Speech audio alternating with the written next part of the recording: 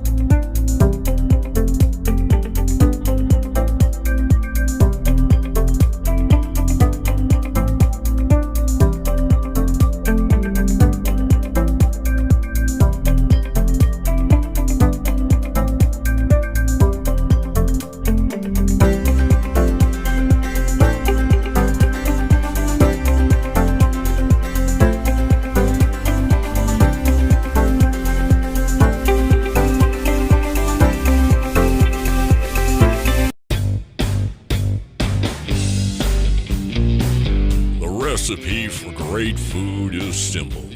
Make it fresh. Wings to go in Greenville, where every order is a custom order made with fresh ingredients. Wings to go, 7818 Wesley Street in Greenville. Simply great wings. City Council are here. The invocation, I don't see Pastor Haney, so Brent has agreed to do the invocation, and it'll be followed by the Pledge of Allegiance. If you're wearing a hat during the pledge, please remove it. Brent?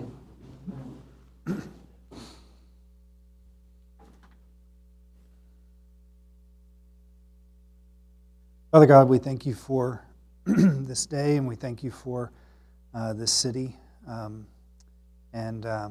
for the leaders that are in place. And we know that all things are under your control and under your loving care. We pray for guidance and wisdom as we make decisions, and for that any kind of any kind of selfish motives or any kind of distractions that would keep us from doing what's best for the city would be taken away. Thank you. It's in your name we pray. Amen. Pledge allegiance to the flag of the United States of America and to the republic for which it stands, one nation, under God, indivisible, with liberty and justice for all.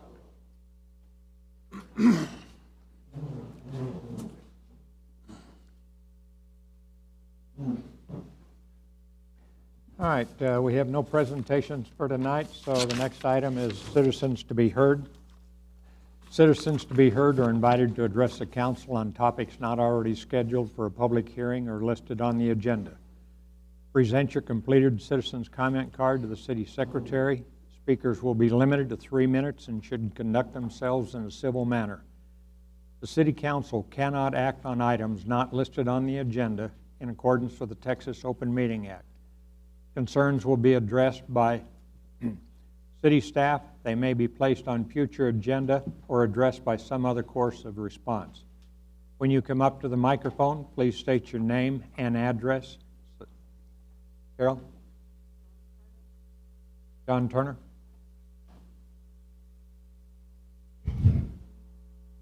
Evening, Mayor and Council. John Turner, 3702 Pepperport Drive, Greenville, Texas. I just have 2 comments. One is I appreciate Summer and the streets people for doing their best so far on Sale Street. I haven't fallen in any holes yet, up close. And number 2, I'd just like to remind everyone out there that come Monday, March 29th, is Vietnam Veterans Day.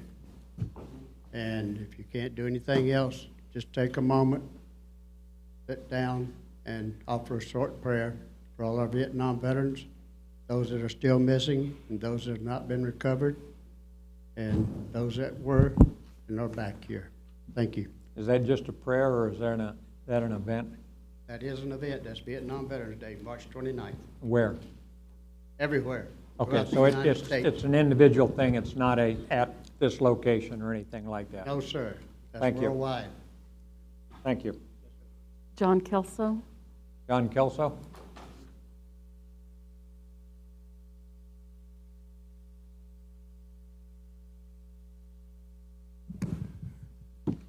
John Kelso, 6005 Horn Drive, Greenville, 75402. Tonight you're going to vote on 2 zoning changes. One of them is a good idea, you ought to vote yes, and one of them is a bad idea, you ought to vote no. One of them is changing from agricultural to single-family 3. That's a bad idea. That should be a planned development. One of them is Mr. voting Kelso, for... this section is for items that are not on the agenda, so discussing things that are on the agenda is inappropriate. Okay, so let's discuss the message that should be sent to the administration by you guys. Do you guys even know what kind of planning the citizens want? You should ask us that. We've tried to tell you.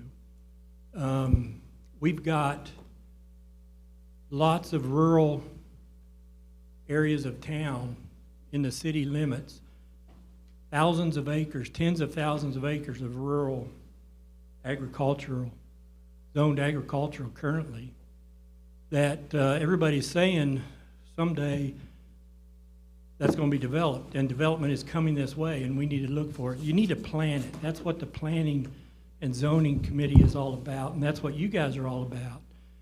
Now, citizens don't want you to micromanage developers when they come into town. But citizens do want you to make sure that the administration is managing development that comes into town. So the best way to do that, and we're just talking philosophically here, is to, there's a huge difference between cows on land and houses on land, and growing hay and building houses on the same land. So when you're planning your city, you should plan it. And there's a zoning code called planned development, which, that'd be the best way to plan stuff, right? Let's plan a development. Now, there's nothing wrong with rubber stamping a good idea, but rubber stamping bad ideas, that's not good. So anytime the administration has someone walking into their office to discuss changing a zoning, they shouldn't just rubber stamp whatever the developer says. They should work side by side with that developer to try to create a plan. And that's not y'all's job. I'm not asking you, like I said, to micromanage planning and the developers that come in, but the administration should certainly manage what planning we're doing and what developers are doing and try to control that. That's the only way we can control that. Side item, I don't know how many of you noticed and picked up on the presentation for the projects, but there was the sale reconstruction project was mentioned tonight at $10 million for 1.5 miles of reconstruction of Sale Street. That's a great program. That's a bond we passed, right? We all want that. Do the math, though, and guess what that is? That's like $6.6 million per mile. So I'm just putting that out there. Transparency is all what it's all about, right? Thank you. And so is the planning, Mr. Kelso. The city does have a planning staff, and they look at it. That all goes down, and they talk to developers. Thank you. Next. Aliyah Powell.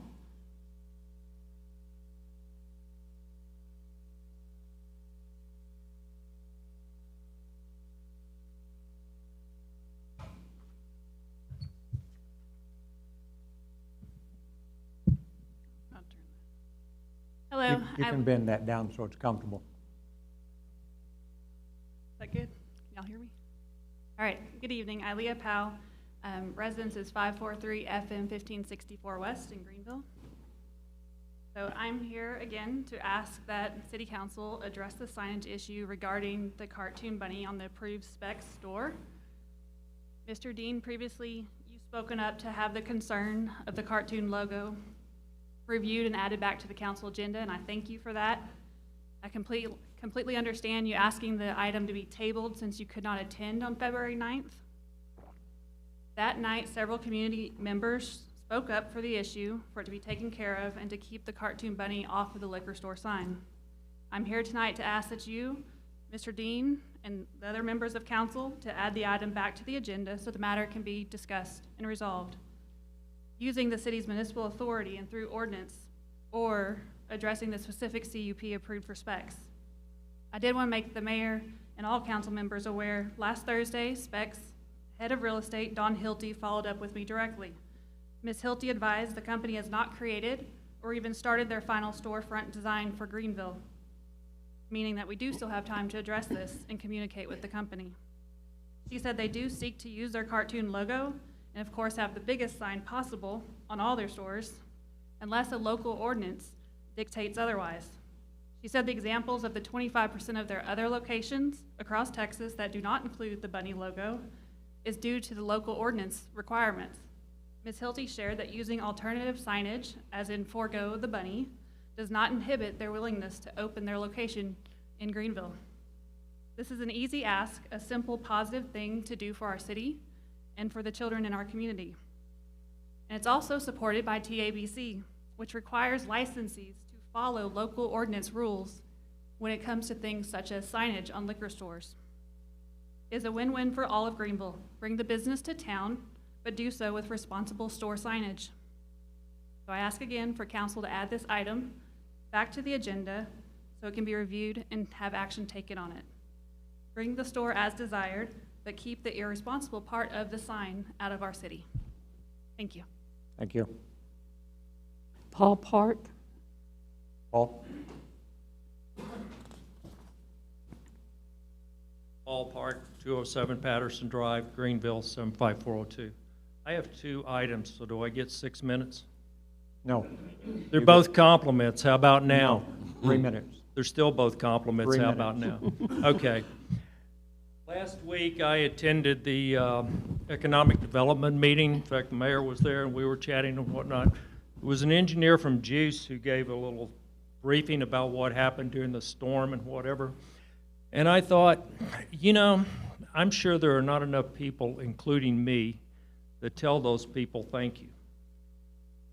I think my opinion is that Juice did an excellent job of managing the power grid during our recent storm. They did load shedding, they followed the schedule as advertised, and as I said at the development meeting, load shed is easy. You flip the switch, lights go out. Flipping the switch the other way and not putting the rest of the lights out or killing your power grid is a challenge. And they did a very good job at that. And I think a lot of credit needs to go to the people that were up the pole, repaired a transformer, or in a wet ditch, fixing a water leak in single-digit windshield.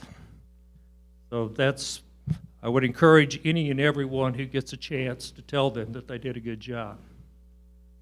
My second one is at the Planning and Zoning meeting. Mr. Daniel Ray Esquire stopped in and gave us some information, and I would like to thank him for coming in and doing that. He had some good things to say and inform us on.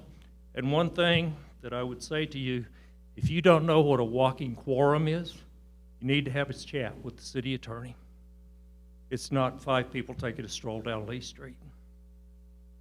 That's it. Thank you. Thank you. Terry Thomas.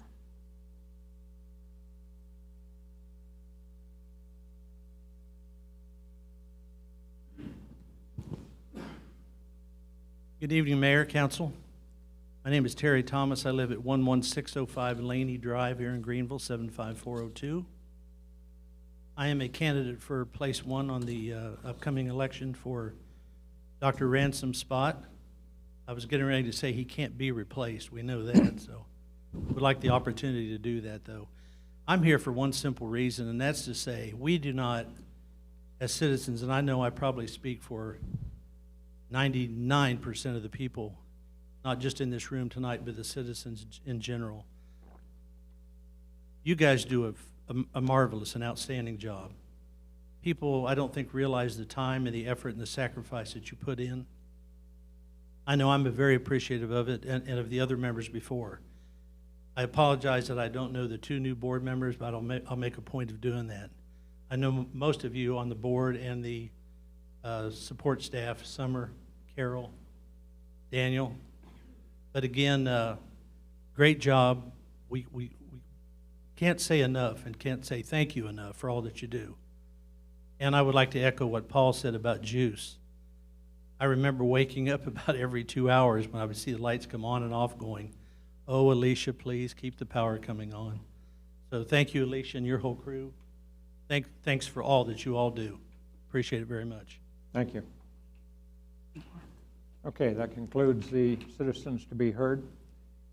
At this time, we'll close that issue. We will go into the public hearing. Item 6A, consideration and action on an ordinance approving a conditional use permit, prepackaged liquor retail sales.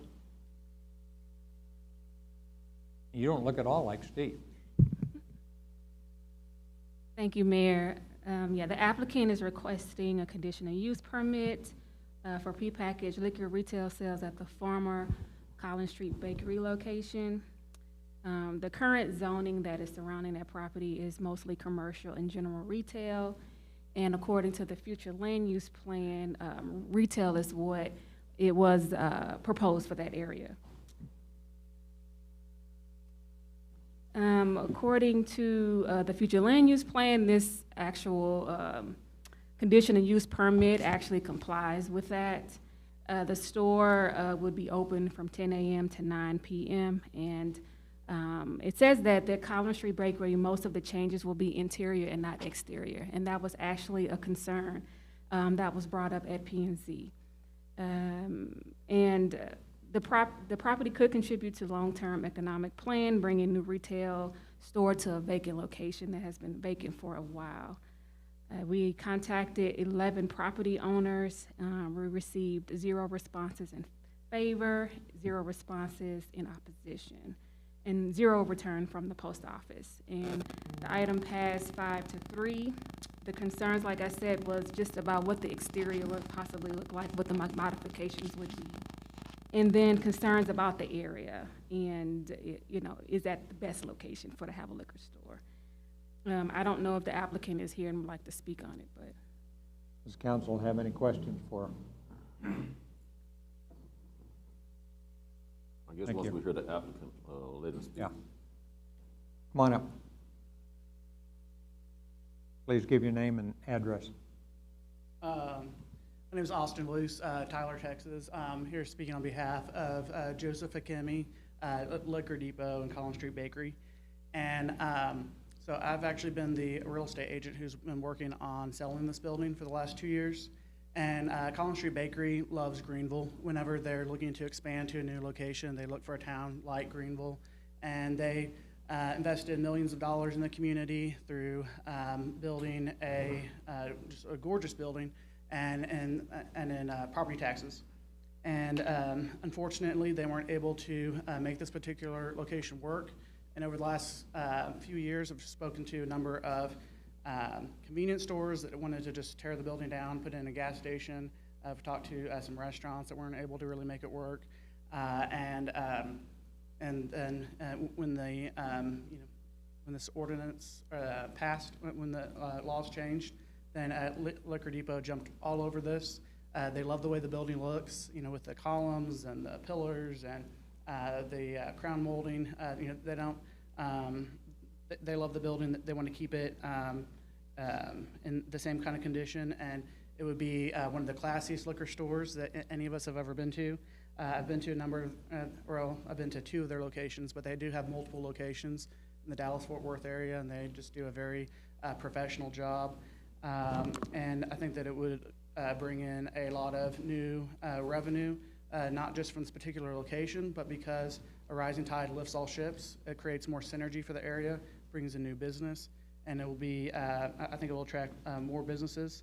on behalf of Liquor Depot and Collins Street Bakery. They've tried to be very socially responsible, keep the building in really pristine condition, as well as being proactive about reaching out about different concerns and making sure that not only were they following the procedures, but going above and beyond.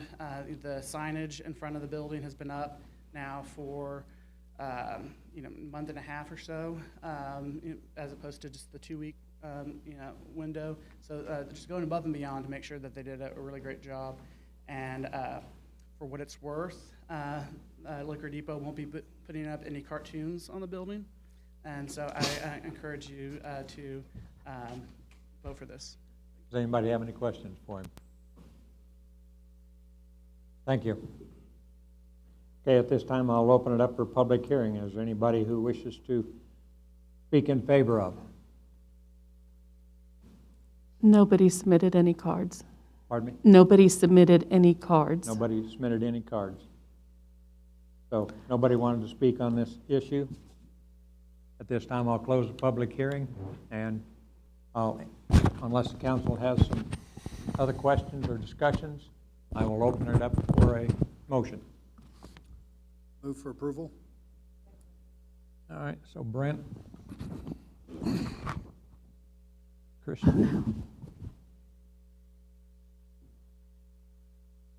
please vote.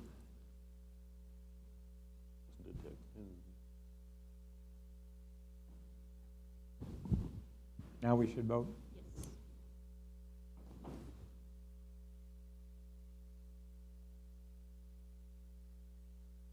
And it passes 7-0. All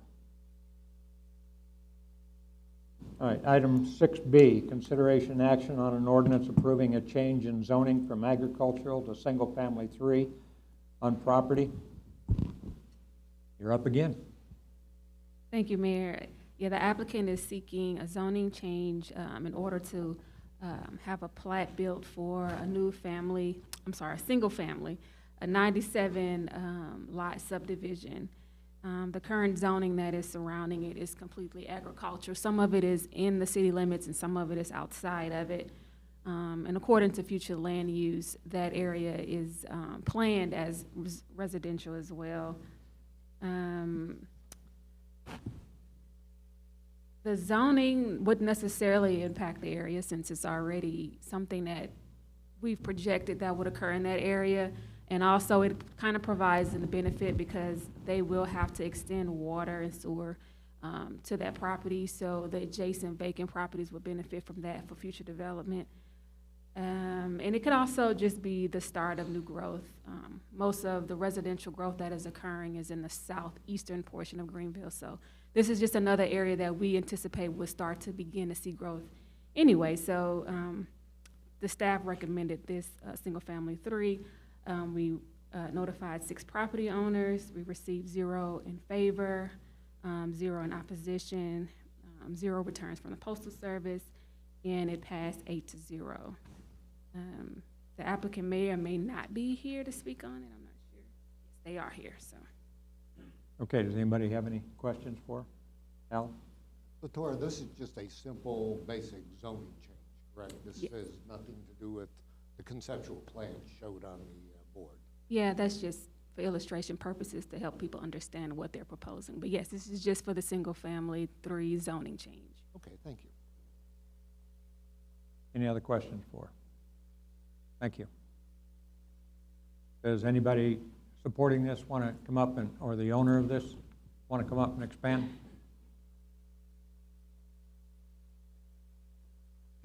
Good evening, Mr. Mayor, members of the council. My name is David Califer with Peloton Land Solutions, representing the applicant. Address is 11,000 Frisco Street, Suite 400, Frisco, Texas 75033. We have no issues with staff report. Just some of the facts about this. It's about a 32-acre site. We're only using half of it. Our overall density is about 2.5. The current SF3 zoning allows for 100-foot deep lots. We're actually proposing 120. So we would have probably 1,000 more square feet within the lot than what's required for straight zoning. And I'd be happy to answer any questions that you Any have. questions for him? So an SF3 lot is 5,000 feet. You're going to make them about 6,000? Currently, the plan that was shown is 50 by 120, so they are 6,000 square feet, yes. Okay. All right. No questions? Thank you very much. Thank you. David Ayers. Who? David Ayers.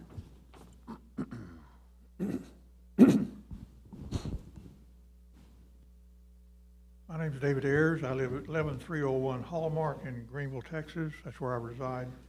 Lived there about 7 years. I'm speaking about the problems created by this zoning. Not really the zoning as much as the production itself. Hallmark Street years ago was incorporated into the city by zoning, or by annexation, I'm sorry. And if you're not familiar with it, it's a 1 mile long county road between Interstate 30 and 1570. It goes right by Stromberg's.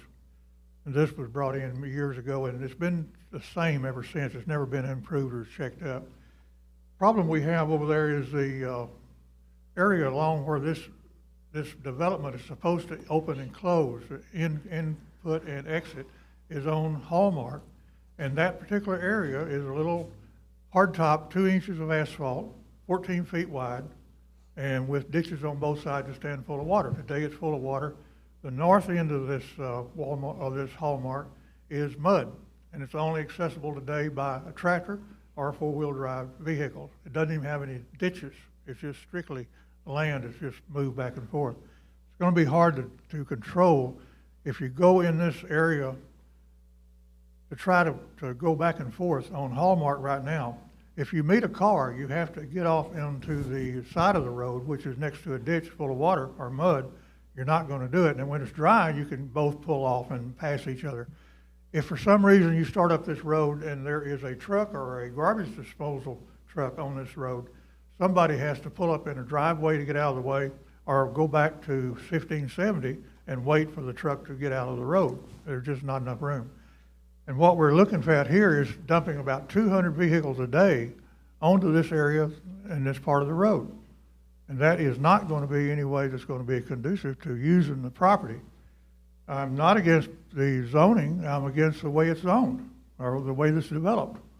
And I'm sure that years ago, whoever was in charge of the future development of Greenville looked at this, because along this highway or along this road of Hallmark are several hundred acres that can provide several thousand houses. It's this whole territory.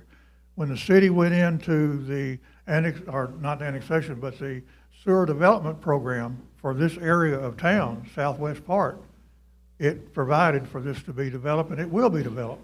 But it needs to be developed with a good street.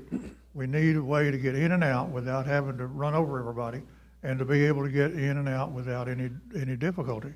This development will not do that. They do have provisions to open and close the lots and to have the streets come in and out on 1570. And if they do that, there's not any problem on this. Until Hallmark is developed as a street, the area that is west of there is not going to be able to develop. Thank you very much. Thank you. John Kelso.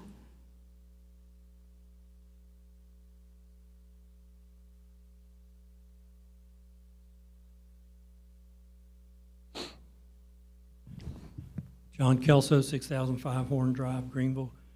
This is exactly an example of why you should not zone something SF 1, 2, 3, multifamily, whatever. Make it a planned development. Then you can plan for this kind of stuff. He says he's going to build 6,000 square foot lots, but you don't know he is. If you zone this, he can go down to 5,000 square foot. You just shot down somebody 2 months ago for the exact same reason. They promised you something and you didn't trust them, and you said, well, we can't control this. They can, if we go SF3, they can build SF3 if they want to, even if they say they're not going to. That's why you need planned development. You say, well, Mr. Kelso, you just saw the plan. That was not a plan. I'm sorry, that was a conceptual drawing. That was not a plan. If you make it a planned development, then you would be able to hold them to what you want and not trust them for whatever. Half of this property is in a floodplain, can't be built on. You have no idea what they're going to do with that. They can say they're going to do all kinds of stuff, but you can't hold them to any of that. And so with a planned development, you could, and that's why this should be a planned development. Now, administration might say, well, hey, Mr. Kelso, if we disapprove this tonight, that guy can't come back with any kind of planning for 12 months. And that's true. That's the way it is. If you say no, you just shot him in the foot for 12 months, a year. He can't even come back with any kind of an idea, a different plan. So that just begs the question, the time to push back on these types of developments and zoning changes is when the developer first time he walks through the door and say, wait a minute, come back tomorrow with your proposal as a planned development. Because we don't want SF 1, 2, 3, multifamily, whatever. We want planned development. That way we can plan things.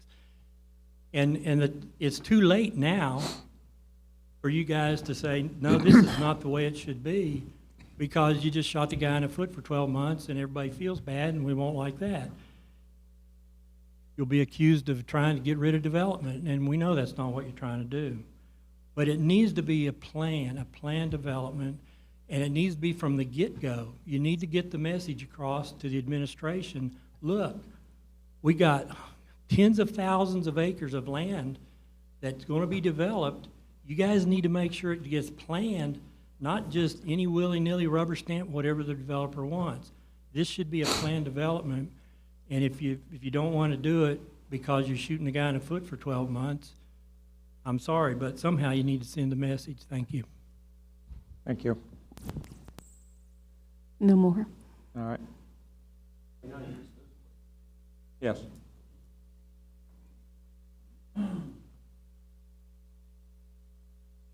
With regards to Hallmark, Future Thoroughfare shows it as a 70-foot right-of-way. We're dedicating 40 feet. We'll be improving the road from the FM road up into our entrance. So the issue about the traffic coming out onto Hallmark will be alleviated.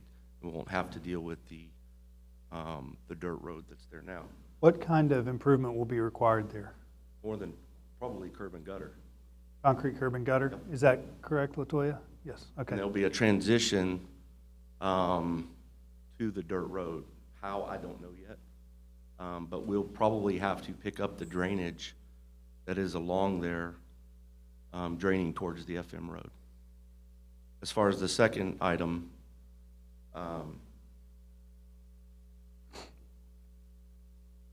our developer currently has a development here. It's called Wellington. He's about 1/3 through the lots, and they are at 50 by 120. So he's looking to move that program into here. Once that sells out, it's just going to take time to get this designed, constructed. By then, he's looking probably at Wellington maybe being 2/3 sold out or completely sold out and ready to start a model over here. So we've done 50 by 120s here before. We're just looking to continue the same program. Thank you. Mm-hmm. Any questions from the council? No. I've closed that. I was letting him reiterate from the comments. Mr.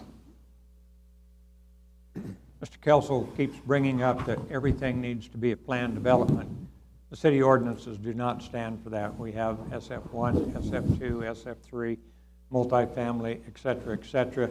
They're there for reasons, and just because somebody doesn't want to build a planned development is not a reason not to approve a change. I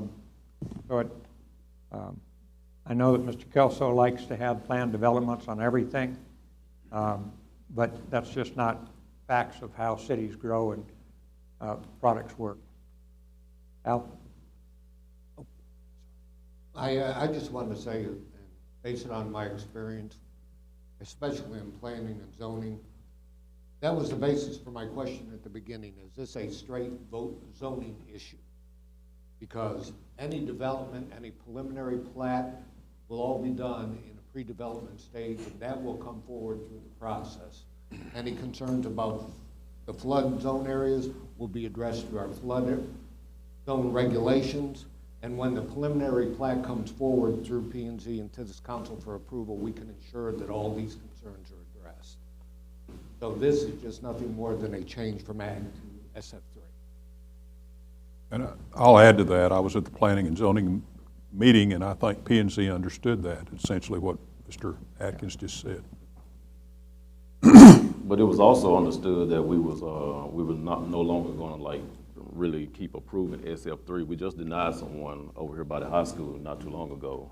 Also, I rode down Hallmark Road today, and I had to turn into a dirt area. So even though you're going to extend the road, whoever the guy was, he's correct. I rode down the road and had to turn into a muddy area. Hopefully, I was praying I was going to get out. But also with underlining issues that we do have with the city when it comes down to water having to be extended out into these areas, I still don't think this we should move forward with this, and I'll make a motion to. He's extending the water and the sewer down there.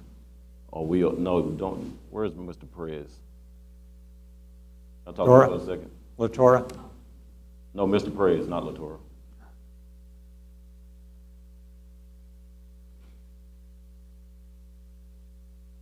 But I think the developers already said that they're going to improve Hallmark 40 feet wide concrete with curbs up to their entrance. No, And they're going to bring water and sewer to the Yeah, property.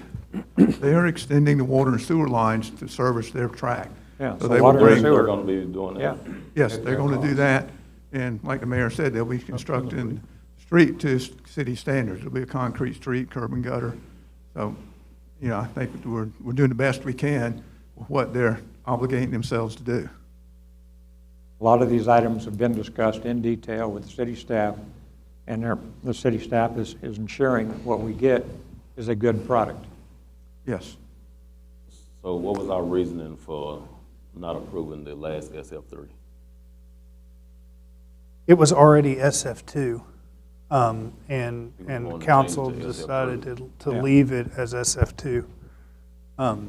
But I think this is a different situation. You got a property, you know, on the outskirts of town that the future land use plan says will be residential, and we have an opportunity to get water and sewer to that area for development, which is going to open up the rest of it for development.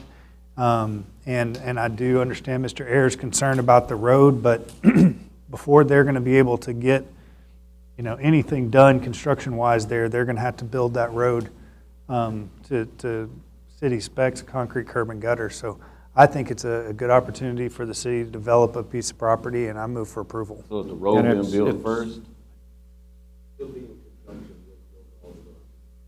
Besides that, on the three entrances, only one goes on to Hallmark, two goes on to 1570. So all of the homes there would not go out on the Hallmark. So it's, as you're coming off of 30 on 1570, headed towards L3 Harris, just about the time it makes the curve is where this development is. No, I went out there. I'd seen where it's at. I Yeah. rode that the other day. Any other comments or questions? Move for Mayor, I'll approval. move approval. All right, Jerry? Second. Yeah, second. All right, Brent? Are you ready for us to vote now? You sure? Please vote.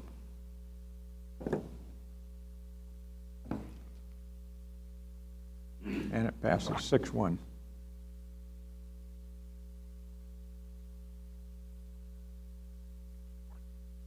Okay, item 6C, consideration action on ordinance approving a conditional use permit for an auto shop and retail sales. Tora? Thank you, Mayor. Yes, the applicant is requesting a conditional use permit to actually use an existing vacant building for truck accessory sales. Currently, the surrounding zoning is primarily general retail, and multifamily is to the west of it. And the future land use actually just really mirrors that retail and residential zoning. Basically, what the applicant is requesting goes along with the zoning ordinance. I think the only concern was would there be any noise or outside storage issues?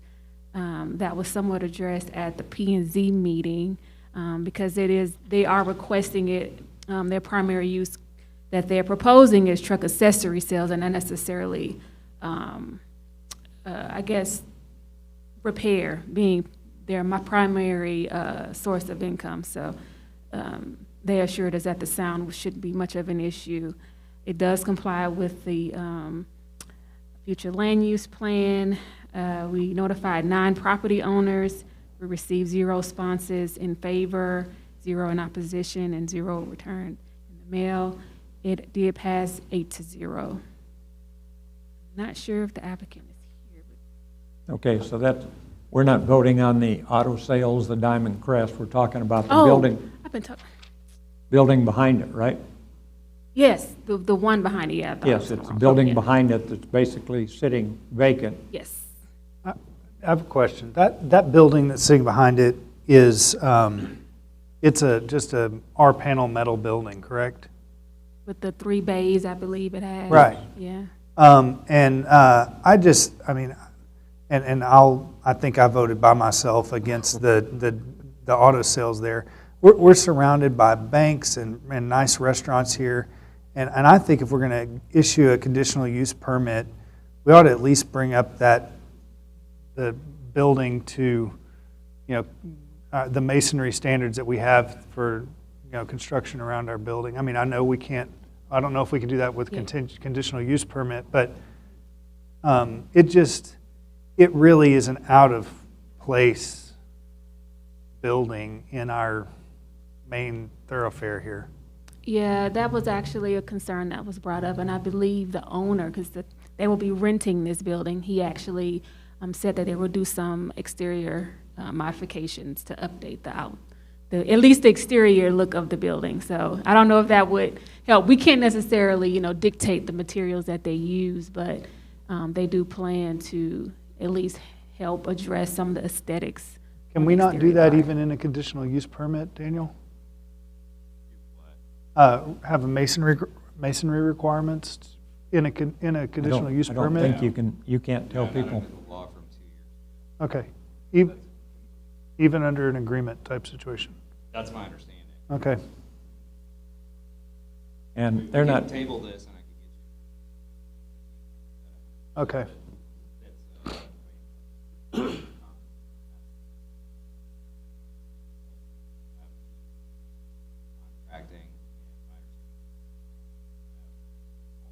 Okay. Okay.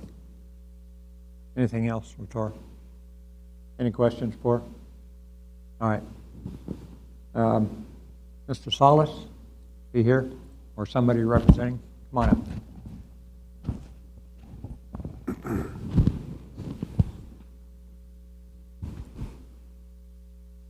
Good evening, Mayor and Councilman.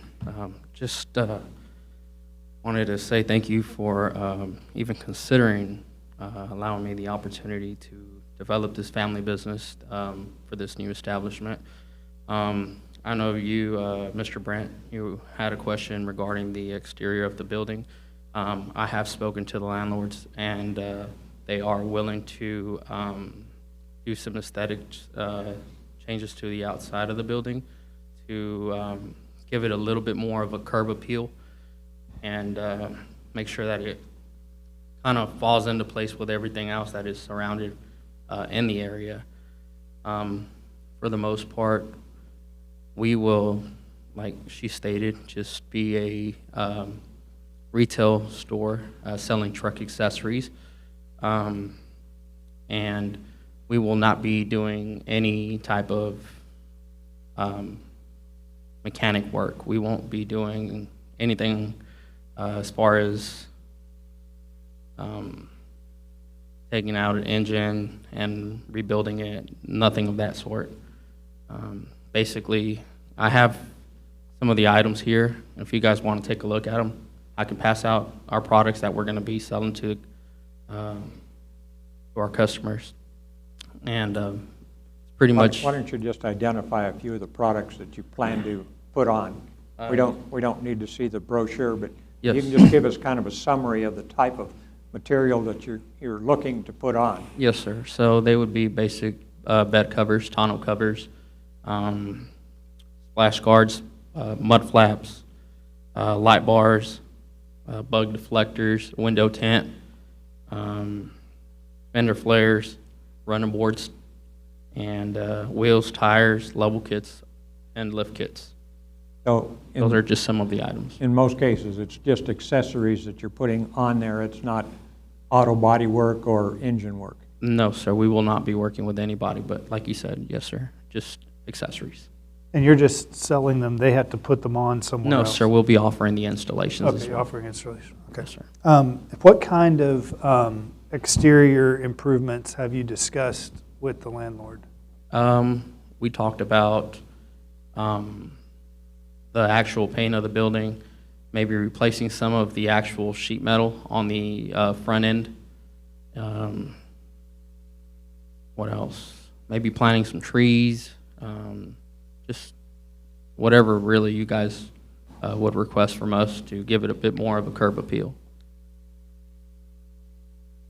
We're actually willing to, you know. Any other questions for him? Anything you want to add? No, sir. Okay, thank you very much, Mr. Thank Stoltz. you. We have anybody that wishes to speak, okay, on this public hearing? There's no questions on it.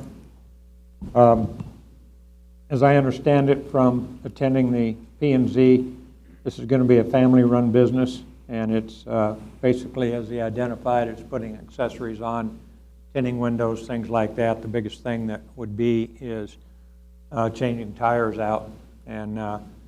But he identified to the P&Z that it wouldn't be a matter of storage, that they would get rid of the excess tires and stuff in a very rapid period of time.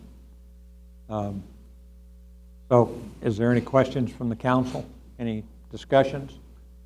Is there any landscaping requirement or any kind of thing that city staff would recommend that would be allowable for that? In my experience, landlords don't do what they don't have to do.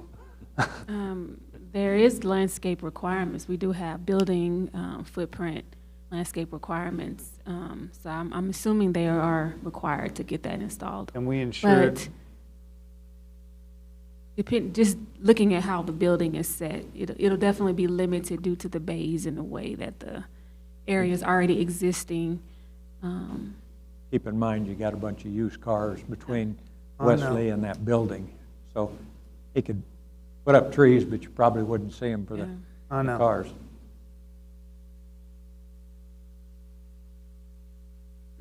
Any other questions? Thank you. There's no other questions? I highlight a couple of things from planning and zoning. Yes.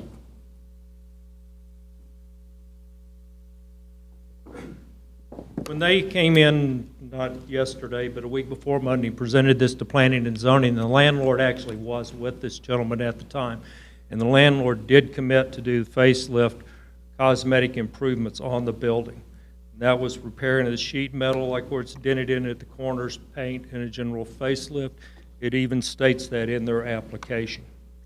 I also asked the gentleman there, they are planning on strictly bolt-on accessories, no heavy maintenance or things of that nature. They plan no outside overnight storage of vehicles. They're familiar with tire disposal, everything that goes with it.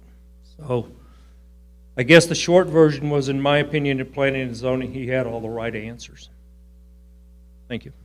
Thank you. There's no other questions. I'll entertain a motion. I guess I would move to approve the conditional use permit, but that we put in the conditional use permit the things that he promised to do in the P&Z as requirements for the permit. So the things that were just outlined as far as the landscaping requirements that were done, that there's no outside storage, that they do use only bolt-on accessories or things that don't require heavy machinery to install. That's all fine. Right. I did look at TML's question and answer on that other issue you're asking about, and the answer is almost certainly not. that we cannot do that through a conditional use permit, but all the other things that you just mentioned, we can. Okay. They need to be pretty specific, though. I don't know how clear. I mean, is that meeting recorded? The planning and zoning?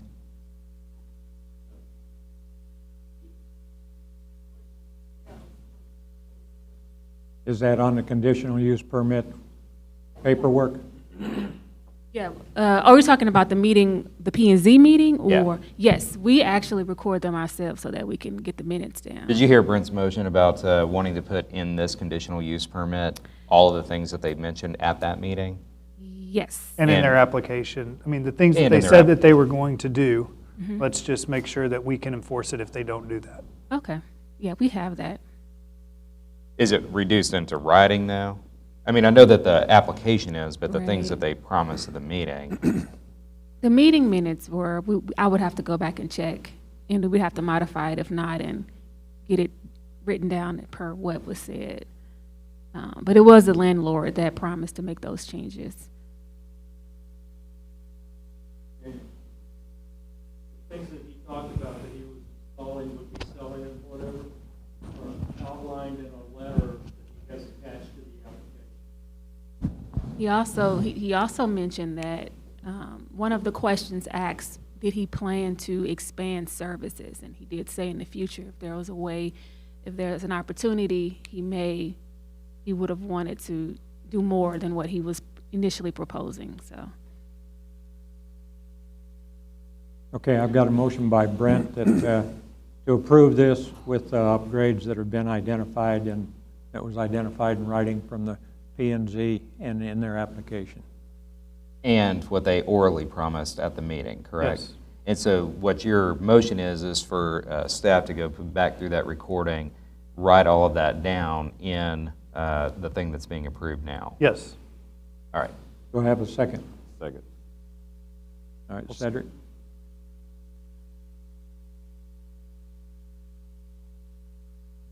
And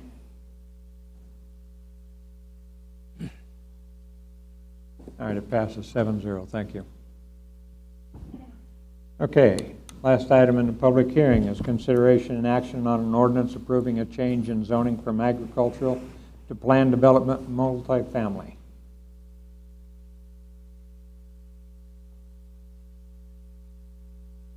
Thank you, Mayor. Yes, the applicant is requesting a planned development, somewhat a multifamily district, due to the unique nature of what they're planning for. That's why it is a planned development. Generally, it's funny because planned developments can be controversial in some cities. Some cities actually don't like them because they feel like it's the opposite. You're allowing developers to do what they want, and so they like them to stick to it. But this is a good example of why we do the PDs, because there's it's unique and they provide a variety of land uses within their lot. And so currently it's surrounded by agriculture. There's not a lot there. Agriculture zoning, the future land use plan actually has that area as residential. They have a number of things, and I think they're here, they have a presentation that they're proposing as far as amenities and walking trails, even their fencing. They took a lot of time to actually get this together, and I think they did a quality job at preparing this development, in my opinion. Let's see, they also actually have to extend both water and sewer to this one as well.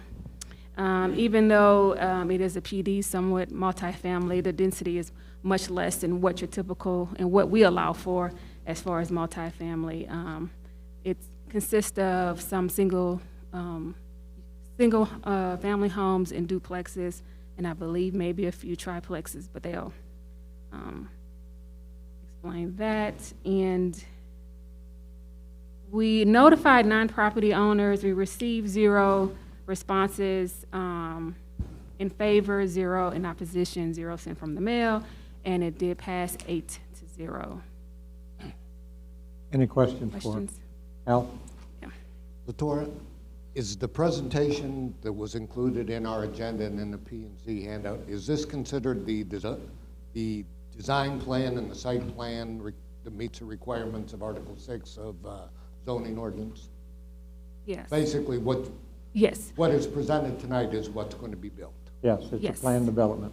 Yes, because with the plan development, because they initially came in and they spoke with us, and that's when we had a discussion that it would have to be due to the unique structure of this development. And so they went back and in detail, they wrote down what it was and what it would consist of. And so yes, and by default, any of our like landscaping standards and all of that, they're following it. I think they're even exceeding it in some respects. So, but yes. Okay, thank you. Any other questions?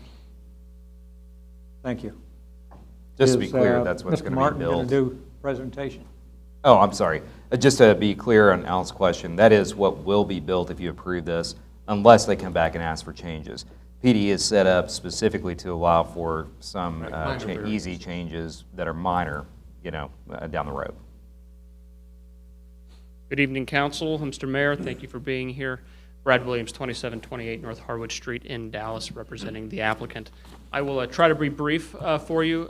Staff did a great job of bringing you up to speed with the request. Just trying to figure out how to advance my slides here. I guess just, scroll. Hey, it's that simple. All right, so this is the property. We got about 18 acres off of 1570. I'm sure you're all familiar with the area, but this is the property. It is zoned ag, primarily surrounded by ag zoning. Zooming out a little bit, again, just emphasizing the degree of ag zoning in the area. This just summarizes kind of what we talked about. The existing property is undeveloped. We are proposing, there's some single family around. The request, as staff told you, is for a plan development for 168 detached multi-family units. This is an example of what's being referred to as build to rent or single family rental product. It's built in a neighborhood style setting, and it's intended to kind of look and feel like a single family neighborhood. From a technical zoning standpoint, it is multifamily, so that's why you see the multifamily zoning being requested. These structures that we're proposing here are going to be primarily 1 and 2 units, so some sort of duplex style units, but primarily single family 1 unit structures.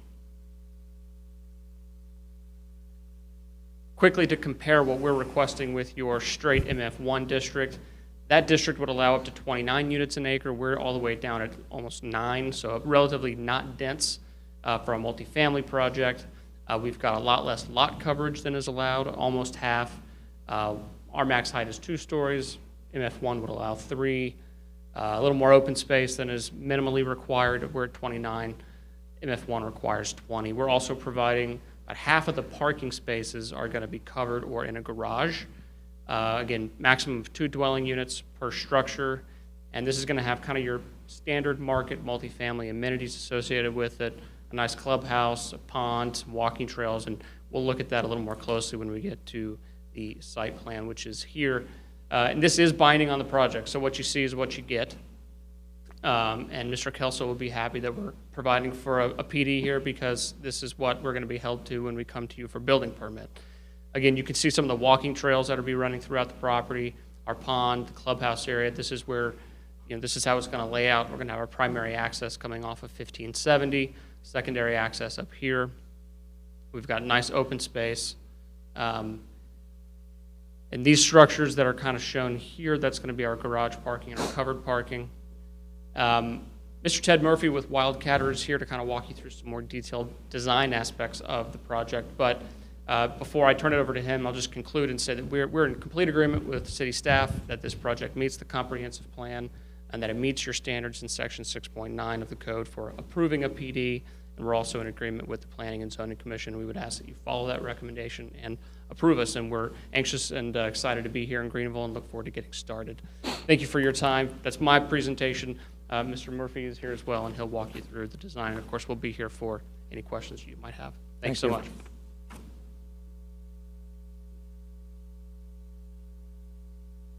Good evening, Mayor, council members. My name is Ted Murphy, and I'm here representing Wildcatter Realty Advisors and our partners in this project to introduce you to the cottages at Coyote Crossing. Our address is 320 Decker Drive in Irving, Texas. So this project is designed as a single-family rental community. These They're much like apartment living where each tenant can rent their own home. There's no maintenance, there's no yard work to do when you come home. There's valet trash service and so forth for these these renters at this property. I'm going to walk through some of the amenities in the project that we programmed into this project. All these units are either 1, 2, or 3-bedroom single-family homes. They all have units. They all have individual entrances. The 1-bedroom homes are designed as duplex units. However, they have no shared walls, so there's no one above you, below you, next to you that you've got to listen to as you would in a typical multifamily project. All the units have front porches, backyards with patios that are fenced in. The interior design are designed with hardwood-style flooring, custom cabinetry, stainless steel appliances, and granite countertops, as you would see in a typical single-family home. We do, there's a lot of talk today about electric vehicles. We do have electric vehicle charging stations on site if you'd like to charge your Tesla or what have you. And we do have garages, carports, and open parking available, which I'll show you some of those here in a second. We're a very pet-friendly environment. We encourage people to bring their dogs. We have no breed restrictions. You can have up to 3 pets per home. We've integrated some dog parks and things into the site, so we're trying to make it a very active, open community for everyone. We do have resident walking trails that we built into this project. Almost, I think almost a mile of walking trails that we've integrated around the perimeter of the project and through the project as well. As Brad said, we've got an outdoor community pool, barbecue kitchen area overlooking the pond that we're going to preserve. So it should be a beautiful setting. These are just some conceptual images of the type and style of the homes that we're going to build. They may not be exactly like this, but this is very similar to show some of the exterior components of the buildings. Hardy plank siding, some stone work, some stucco as well. Again, these are each individual homes. So here's an example of a typical 2-bedroom rental home. So this is a 2-bedroom, 2-bath style home. The square footage of these homes, typically the 1-bedroom is going to be 650 to 700 square feet. The 2 bedrooms are around 1,000 square feet plus or minus, and the 3 bedrooms are roughly 1,300 square feet. Here's some more examples of kind of some exterior stone that we've put on the facade. Typical kind of cottage style architecture that we're incorporating into the site. This is a kind of a garage pod of 4 units that we'll be building throughout the project. These are be for rent by the tenants as well, in addition to carport structures that we're putting on the property as well. This is our community resident mail center, so everyone will come here to get their mail. This also serves as our leasing center, and it backs up to the community pool and barbecue area that we'll integrate into the site. An example of what the pool will look like. It'll be a little bit different setting than this one, but we'll be overlooking a pond, a beautiful spot that we've got to work with out there. Outdoor barbecue area that we'll be building, that's all for the use of our residents. So you've got the opportunity to come down here and enjoy being outside and this barbecue area that we're going to build there. Example of the walking trails that we're building. These are going to be crushed granite trails, again, roughly a mile of them throughout the project. So again, we're encouraging people to bring their pets, and we'll have an area that's kind of designated for dogs and kind of a bark park area and a dog washing station and things like that. So I know if I had my dogs here, I'd be there. They'd get baths a lot more frequently than they do at home, that's for sure. Here's an example of the wall that we're going to put along the 1570 side of the property. There will be landscaping in addition going down 1570 to improve the landscape there.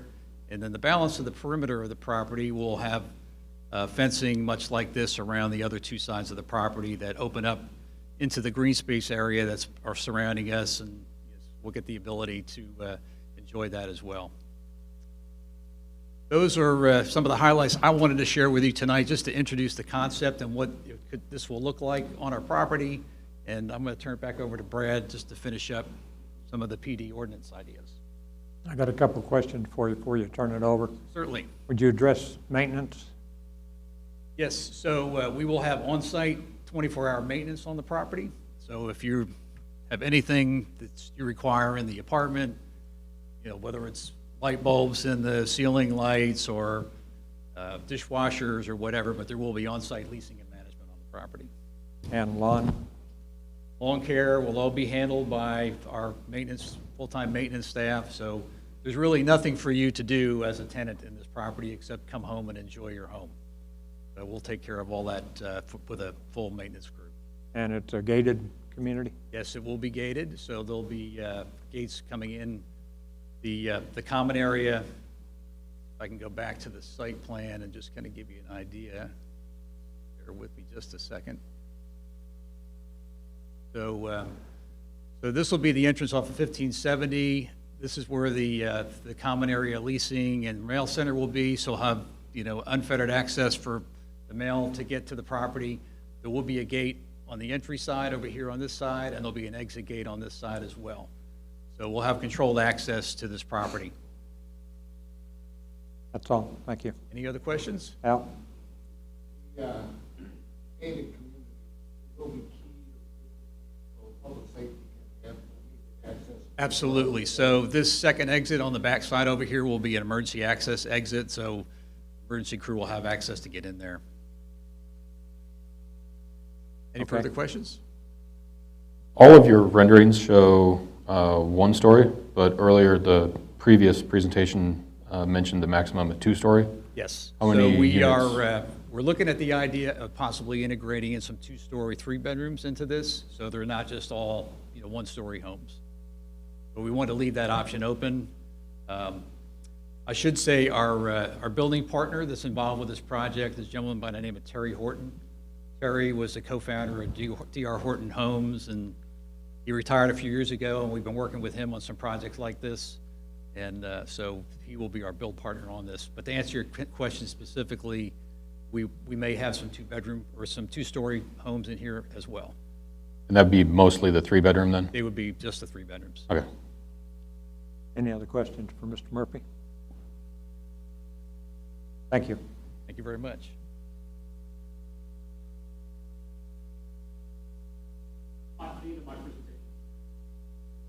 No, Ted said you've got more to give, so. I don't know if you're going to do a song and dance or something, but. No, I'm sorry. I sort of jumped the gun with, the rest of these slides simply state that, we're in agreement. We think it meets the comp plan, and we'd ask that you follow the recommendation of P&Z and the staff. And we've got some other members of our team here, our engineer and other folks who can answer technical questions if you have them. So, Are there any questions? thank you very much. Thank you. Carol, do we have anybody? Yes. John Kelso. John?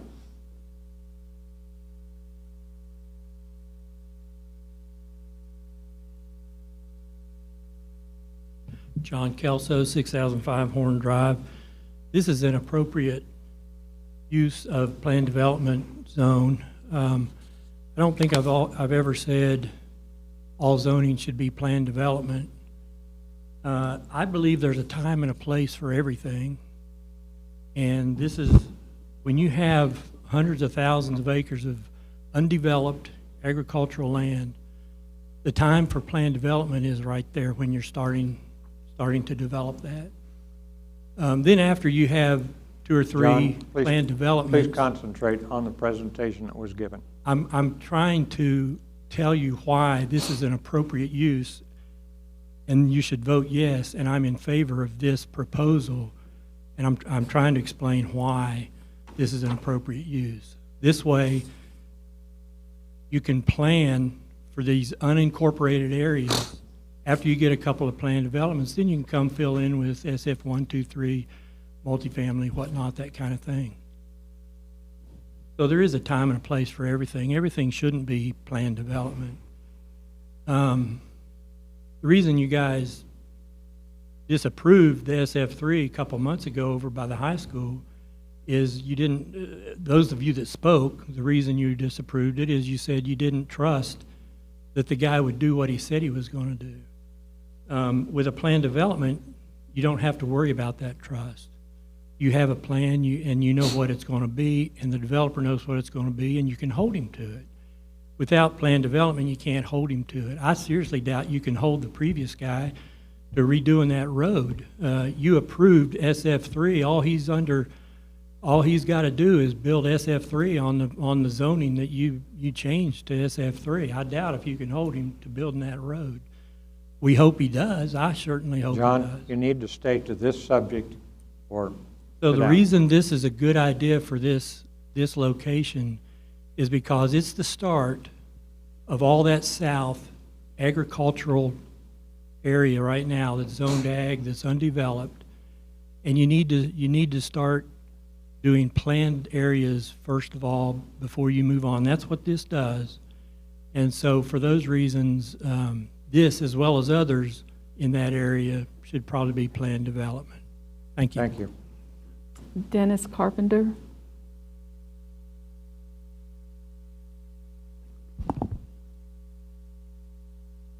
Name's Dennis Carpenter, 3904 FM 1570. I live on this property currently, and I would like to share with you my experience over the past 6 to 8 months in working with the city to see exactly what was going to be built on this property here. And we have an economic development committee, we have a planning and zoning committee, we have a city council, and every one of these people live in Greenville and strive to do what is right for the city of Greenville. I have total confidence that the project that you are about to vote on will be a major asset, an exciting, invigorating asset for the population today, as well as attracting many people that would like to live here in our city, but currently don't have that type of housing that would fulfill that need. So I would encourage you to vote in favor of it. Thank you. Christy Rios.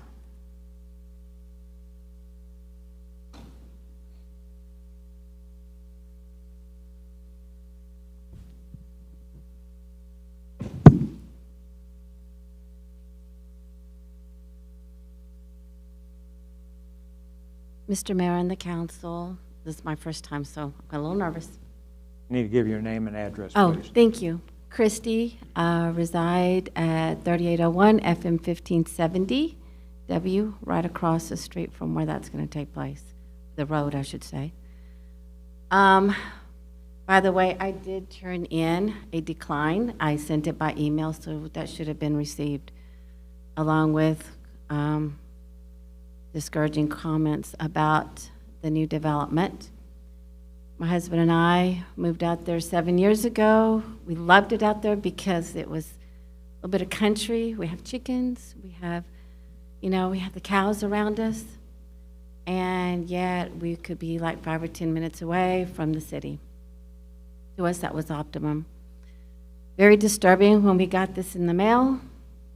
It just broke our hearts because we wanted to retire there and grow old there and have our grandkids come, which we have children, and now we have one grandchild, another one on the way. But that dream is being taken away from us. Looks like a great, but that's not what we moved out there for. We moved out there because we came from Rockwall. We wanted to get away from all the hustle and bustle, and it seems to have followed us. Not what we want. That's not what we saw in Greenville when we first moved out here. We like the progress that we've seen within town. We hope more is going to come, especially to the downtown area. But we hope that our area would have stayed just the way we have it. I mean, yeah, there's progress. There's many places that can still be built around Greenville without leaving our area alone. So definitely not. I pray that you will consider, these gentlemen presented something really great and beautiful, but to us, what's going to happen to our property, what kind of families are going to move in. Yeah, it looks great, it looks beautiful, it looks like they're going to be you know, whatever kind of people or families, but who knows what's going to happen when it really occurs, if the place will still be maintained the way it's supposed to be. Again, we reconsider. I don't know if anyone else is here on the road that's going to be speaking about it, but again, our dreams are crushed. Thank you. Thank you. Jesus Rios.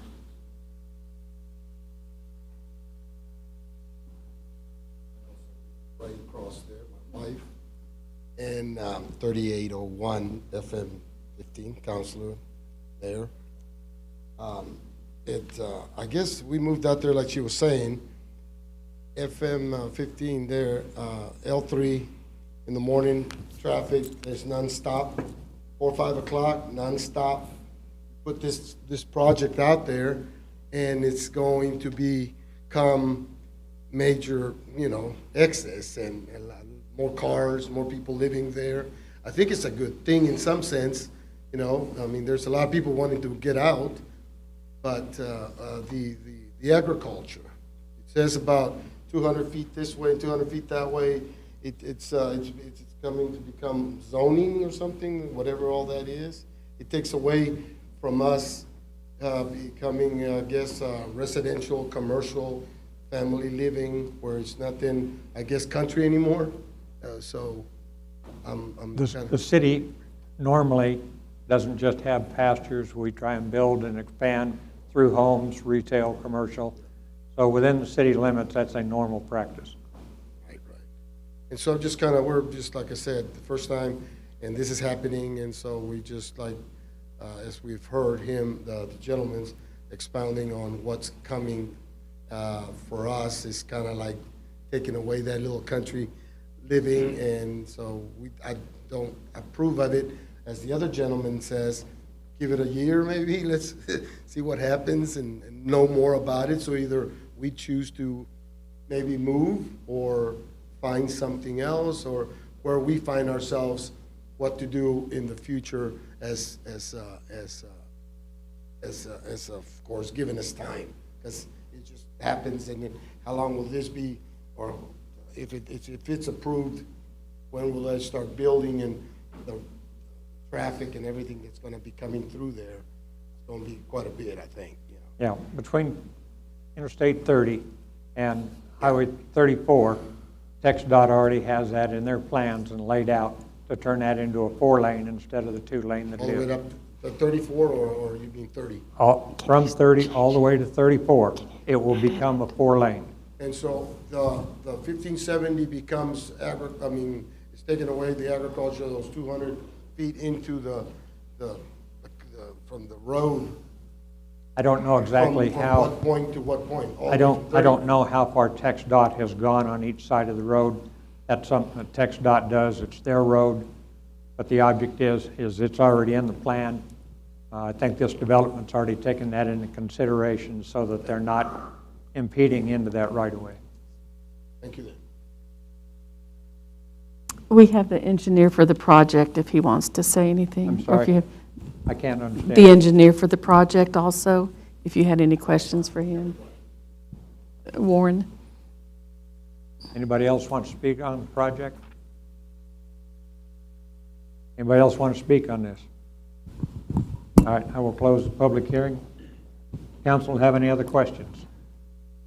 Mayor, I understand that Rios this is close to your home, and anytime there's change, a lot of times it's good for some people and not as good for other people. But we kind of have to look at the city as a whole, and without diminishing your concerns, this is an exciting project with a type of development that we don't currently have, and I appreciate the Wildcatter folks being creative and innovative and thinking of something that I'm sure has some risk involved in it, but will offer what I think is a good, different kind of living residential community for our city. So I would move for approval. One of the things I went with one of the Wildcatters. They wanted to talk to Dr. Liggins about that, and they explained this potential of this situation where these are rental individuals. Dr. Liggins was excited in the fact that they get a lot of teachers that come in, and a teacher is here for a year, and they're trying to decide, are they going to stay in this school, are they going to stay here, are they going to go buy a house? But by having a rental facility like this, it makes it very attractive because teachers can come in, even if they're called at the last minute to come and teach, at least they will have a place that'll be close by. So Dr. Liggins felt that that was would be a benefit on that. Is there any other questions or comments? I think one of the benefits I see is it's a really upscale development, as Mr. Money said. It also is estimated to bring in total property and sales tax revenue over $300,000 a year when completed, and that represents today about $0.015 on our tax rate. Yeah. And we're always struggling with the budget and tax rates and that sort of thing. So this is a significant impact, and I think our citizens need to know the financial impact of a development like this. So, any other comment, Al? I also appreciate the design, the uniqueness, and the concept, and I look forward to it coming in. The comprehensive plan, as we will see here in the next month or so, the first draft shows this area is going to develop, and this will help develop it in a positive manner, and I fully support it as well. There's no other questions. I will entertain a motion to approve. Move for approval. Second. All right, Brent. Everybody else. Yeah. Kristen, beat you out.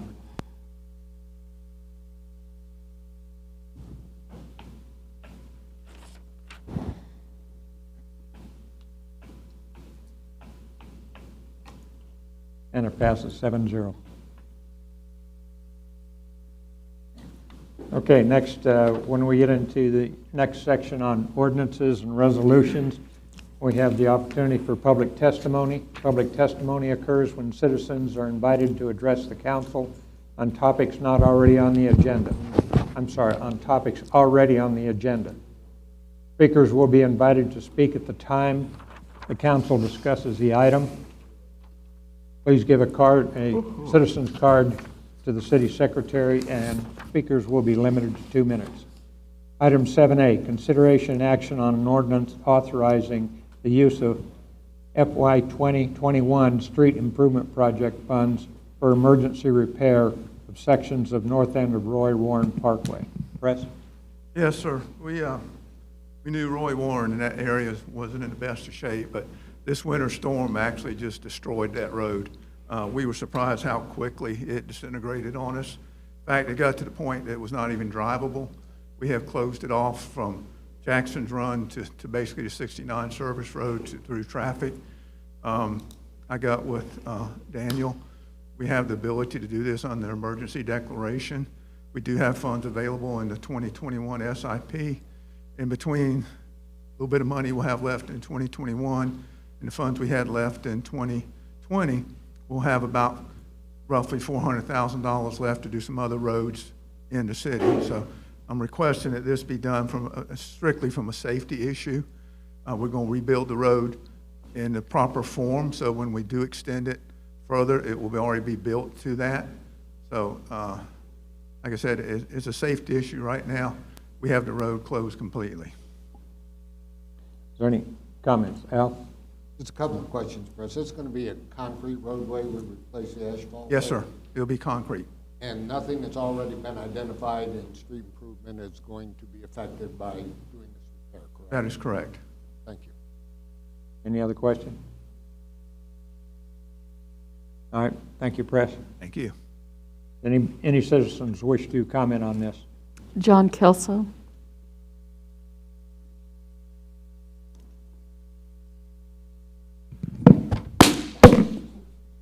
I think that's a Saturday Night Live skit. I don't know. Mic drop should have been on the last one, I guess. John Kelso, 6005 Horn Drive, Greenville. I'm in favor of this. Obviously, it needs to be done. My only question is it 10 inches of concrete or 9 inches of concrete? The only reason I ask is on the agenda, the proposal said it was a 10-inch concrete, but if you look at the quote from Tricon, it says 9 inches of concrete. So don't wrap yourself all around the axle trying to figure out what's he talking about. That's not what I see. I don't know what you're looking at. I'm looking at what's available to the public. One says 10, one says 9. Simple question, are we buying 9 inches of concrete or 10 inches of concrete? I had the same question. Press, do you have an answer on that? In the write-up, it says 10 inches. In their bid, they identify 9 inches of concrete.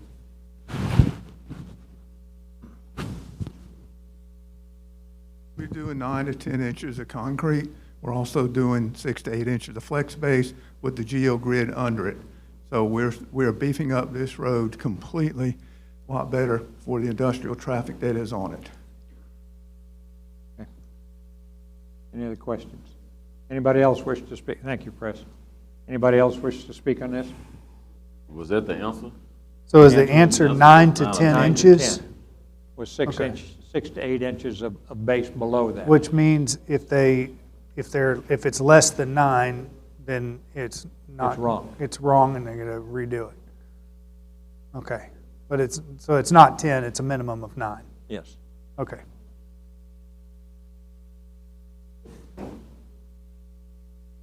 Any other questions? All right, I'm going to close the citizens' testimony on that. Is there any questions from the council on this? Mayor, the Transportation Subcommittee met on this, and we recommend the use of these funds for the repair of the street. Okay. Unanimously recommended it. Thank you. If there's no other questions, I'll entertain a motion to approve. Are we?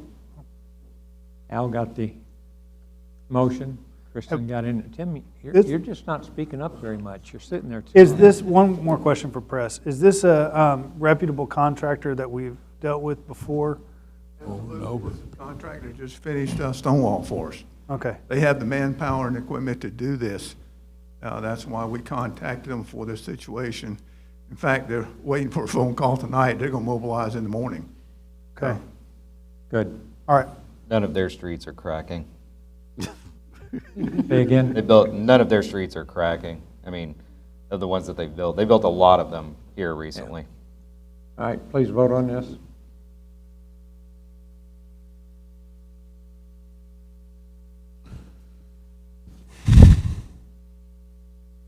Passes 7-0. Thank you. Thank you. All right, Resolution 8A, consideration and action on a resolution by the City Council concerning a subordinate lien taxable floating rate note. And this is something that Juice is voted on. Alicia?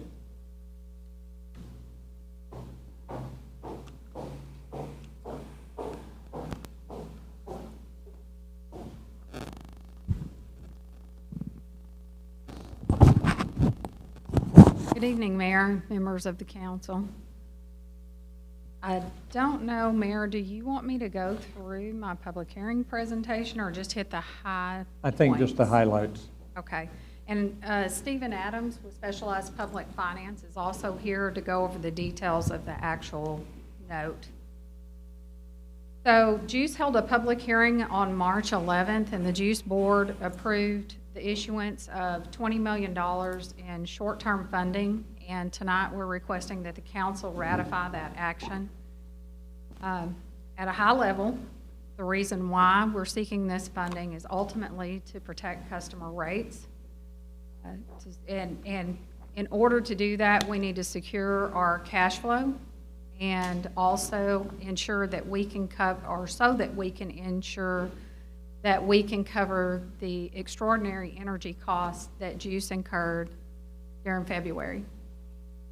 We have known costs associated with that, and we also have a lot of uncertainties where other market participants have failed and their costs are being uplifted to the market participants like Juice who are left participating in that market.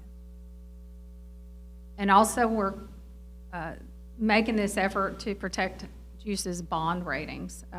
the ratings agencies issued a blanket downgrade for public power utilities, and they're contacting each utility one by one to discuss what your financial plan is to deal with this situation.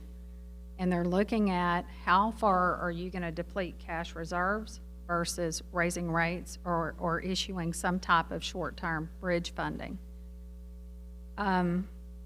I'll let Stephen talk about the terms of this debt, but the way that JUICE is going to address this short-term debt is to revise its financial plan to ensure that these funds are paid back by April of '22.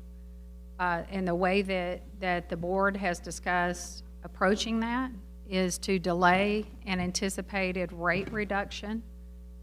JUICE lowered rates in 2020 and had analysis and planning in place to issue another rate reduction in October of 2021. So due to this situation, that would be foregone and the rates would be applied to repay this loan.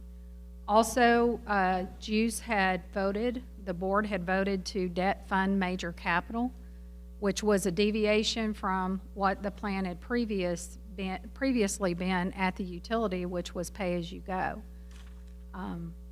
So that plan was in place. Those funds were to be shifted to increase that rate reduction. But we're moving forward with debt funding that capital, and so those are funds that would also, at this point, be applied to that short-term financing. We'll also be seeking other offsets. We're very actively engaged in all the legislative discussions and speaking with and working with our legal counsel on what our options are to protect JUICE ratepayers from the cost from those failed market participants. And with that said, I will answer any questions, try to answer any questions that the council may have, and then hand it over to Stephen Adams to talk about the terms. Just in a summary, the JUICE board approved borrowing $20 million, correct? Correct. And you're going to pay it back in a year. You're not going, at this point, you have no intentions to raise the electric rate. You're just not going to be able to lower the electric rate like you had planned to before this storm hit. And this is mainly just more of a cash flow to keep you fluent and going and keep going along. That's correct. Any questions on that? Steve, you want to come up and give us a... Thank you. Go ahead. Stephen Adams with... Go ahead and adjust. There you go. Or take it out. I'll do my whatever Saturday you want to Night do. Live thing. Stephen Adams with Specialized Public Finance. And as Alicia said, I worked with JUICE, our firm did, to raise $20 million. We raised the money. We are borrowing the money from Barclays Barclays Bank PLC, which is a London bank based bank, but has offices in the United States. The rate will be, it has to be a taxable debt as opposed to tax exempt, because federal tax law does not allow political subdivisions to buy energy on a tax exempt basis. The rate will be floating on a daily basis, and it has a minimum rate of 0.75%. It has a 1-year term, but it is callable in 9 months, so that we anticipate that at the 9-month point, we'll have a lot of the questions answered about the implications of what's going on in ERCOT. We hope to pay off most or all of this at that time. If not, we may extend some of it depending on what happens in the energy market with ERCOT and what goes on in that legislative world. It is a monthly payment, and it's subordinate to the outstanding debt of the utility right now. This is the debt service on a monthly basis. You can see that it matures on 4/1 of 2022 with monthly payments and then 0.75% interest rate, and it is allowed to be recalled in 9 months. The sources and uses of funds, we're borrowing a total of $20 million. We anticipate the issuance cost to be approximately $175,000. That's rating fees, attorney general fees, our fee, bond counsel fee, and some bank counsel fees. And so Juice will realize $19,825,000 after those expenses.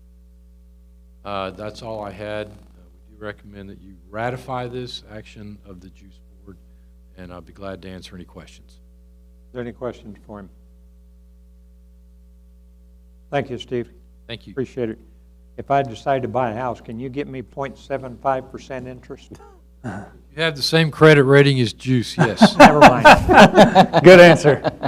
I've got the credit rating, but not the backing, yeah. It's a variable APR for you. Yeah, they just, never mind. All right, I'll open this up to public testimony. Anybody wish to speak on this item?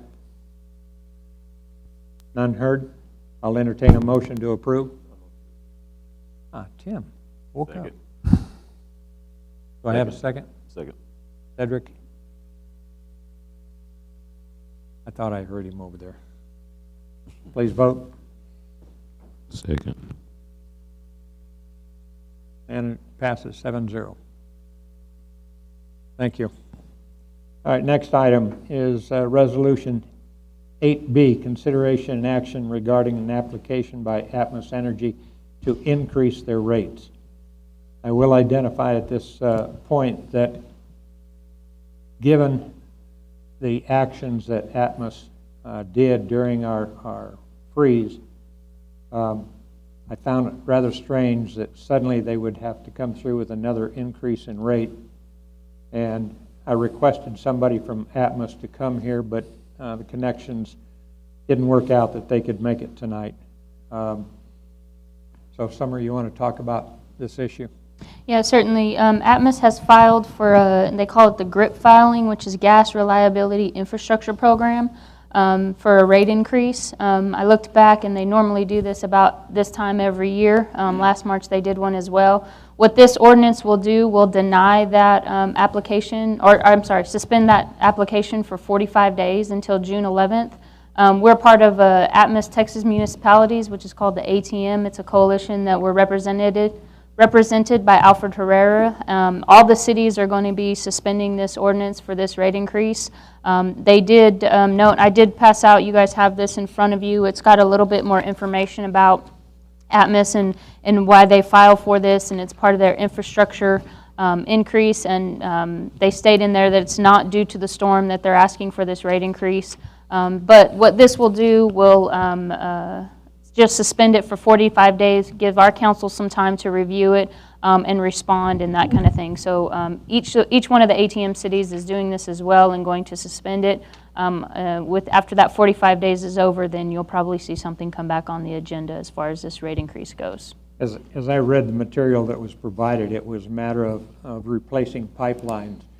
But the question that I asked at the last meeting with Atmosphere here was their ability to increase the amount of gas coming here and the reliability of being able to maintain that pressure. Since they couldn't answer it at the last meeting, when Atmos shows up, I would like to know what their plans are to figure out how to get Juice off of the curtailment list, and also I want to know what they're doing to increase the volume of gas that's coming to Greenville.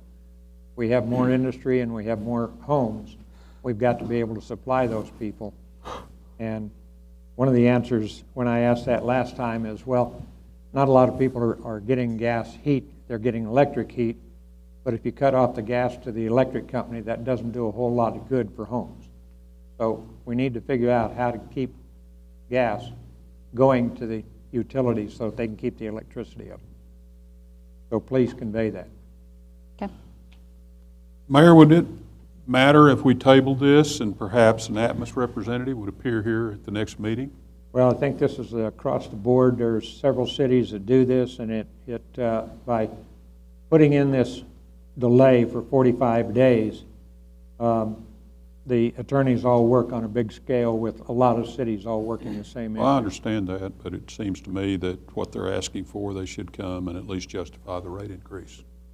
Well, this is just the ordinance to suspend that request. So this is Okay. not necessarily the rate, you're not suspending, you're not denying We're the not rate agreeing to increase it, but yet. What he's saying is, could we table this and then, Well, you don't want to table, you want to suspend it for 45 days, because if you don't, then Yeah, it won't be suspended. So I you think need what to he's suspend asking it, is, and then when they come for tonight the we rate will- increase, we could have Atmos come and speak and find out. I mean, Understand that. I after think- June.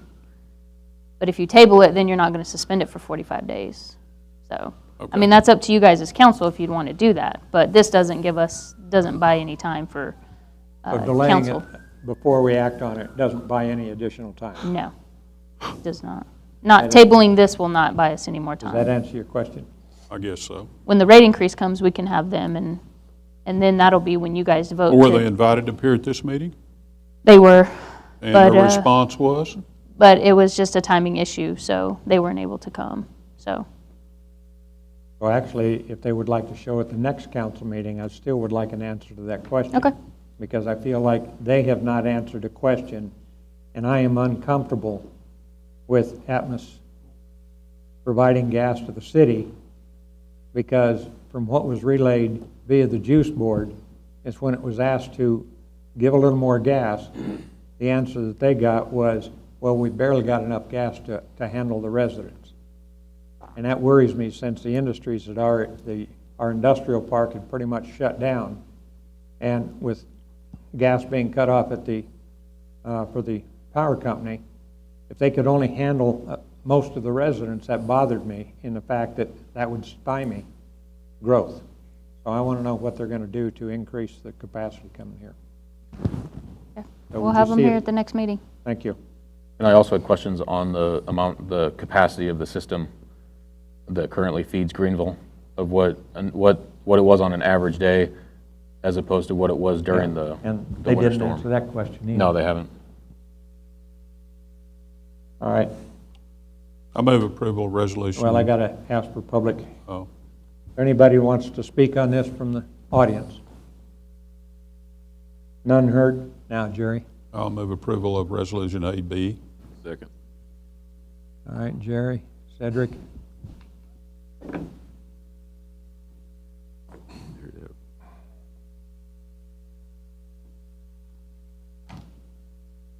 No, you, Tim. Tim, you going to vote?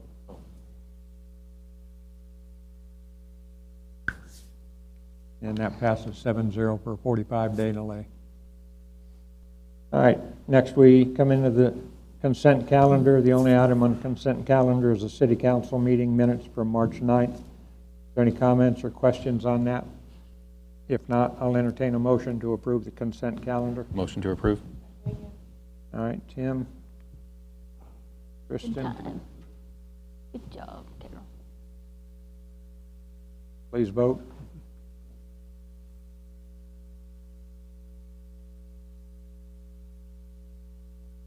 That passes 7-0. All right, item 10, our February 2021 financials. Talia?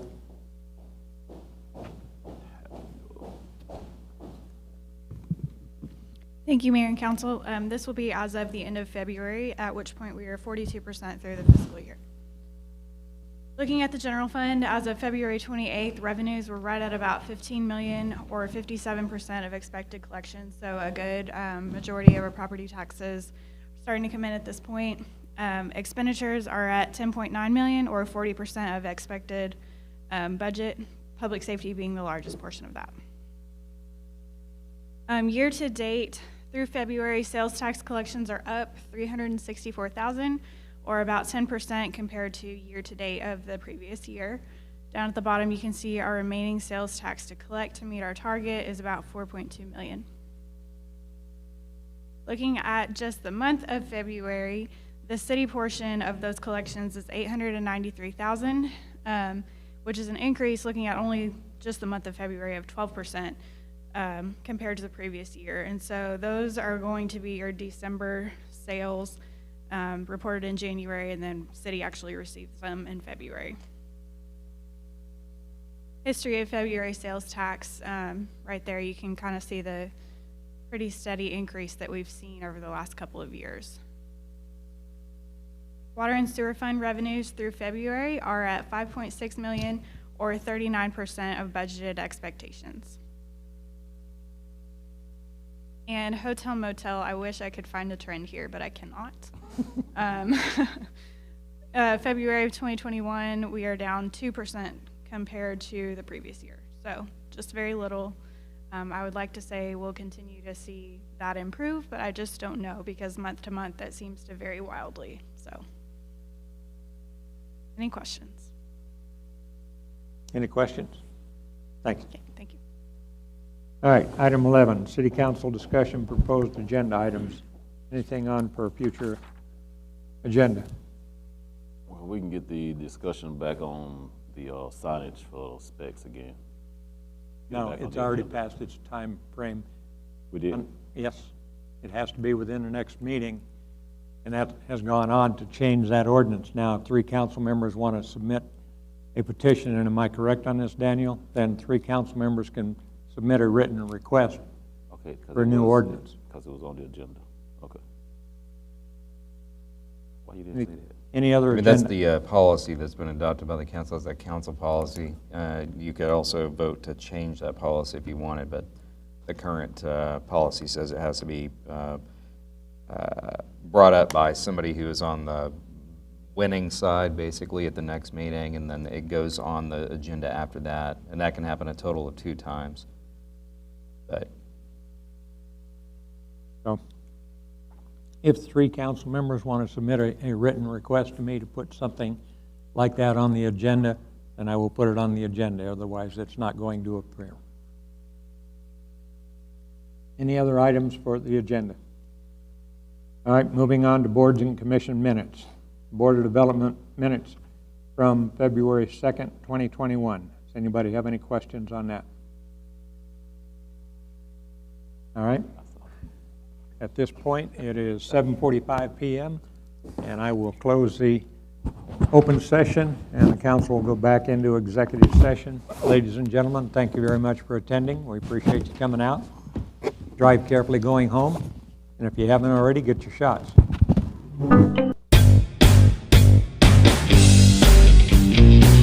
The recipe for great food is simple. Make it fresh. Wings to go in Greenville, where every order is a custom order made with fresh ingredients. Wings to go, 7818 Wesley Street in Greenville.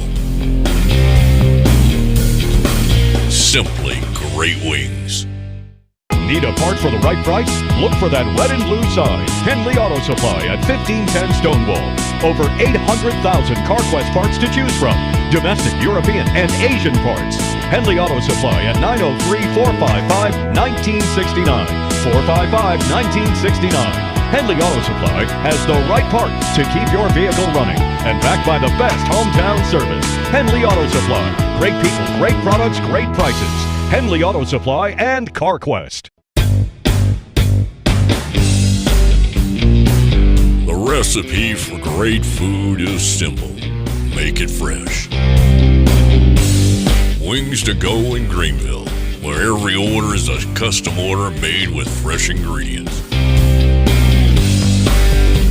Wings to go, 7818 Wesley Street in Greenville.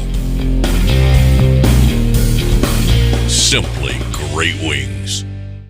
Need a part for the right price? Look for that red and blue sign. Henley Auto Supply at 1510 Stonewall. Over 800,000 CarQuest parts to choose from. Domestic, European, and Asian parts. Henley Auto Supply at 903-455-1969. 455-1969. Henley Auto Supply has the right part to keep your vehicle running. And backed by the best hometown service. Henley Auto Supply. Great people, great products, great prices. Henley Auto Supply and CarQuest.